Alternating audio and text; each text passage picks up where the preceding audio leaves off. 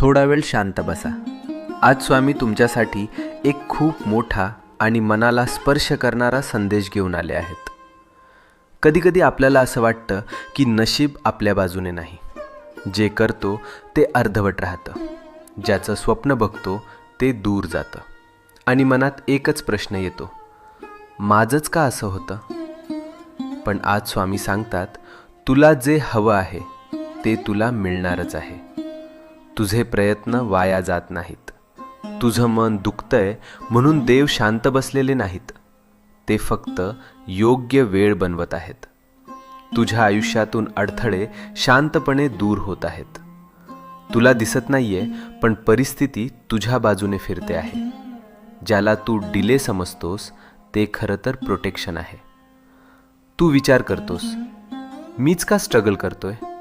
हे माझ्याच आयुष्यात का होतंय?